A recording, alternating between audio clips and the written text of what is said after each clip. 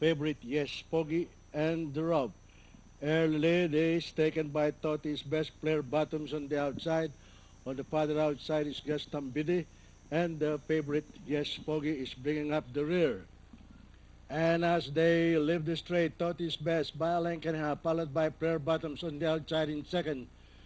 And running in third by 3.5 lengths is entry number 4, Gaston Bidi, and Yes Pogi is bringing up the rear. And into the backstretch is still Toti's best in the lead, followed by Player Bottoms on the outside in second, and Gaston Bide closing in third on the outside, and closing in is the favorite Yes Pogi.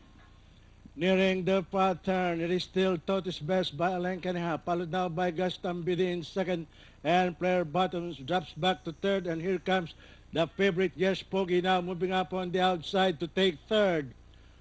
Rounding the far turn, Toti's best, Gaston Bide on the outside. And here comes Yes Pogi now running in third by 2.5 lengths, and Prayer Bottoms. The last bend for home. The lead is taken over now by Gaston Bide by a length and a half, followed by Toti's best. And Yes Pogi now moving up on the outside, Prayer Bottoms. And into the home stretch, Gaston Bide in the lead. It's still Gaston Bide, Toti's best by the rail. And here comes Yes Pogi now moving up on the outside. Is Gaston Bide followed by Yes Pogi on the outside. But it's still Gaston Bide in the lead.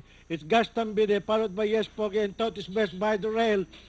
And finally at the payoff line, it's entry number 4, Gaston Bide from the stable of Mr. Hermes Guerra.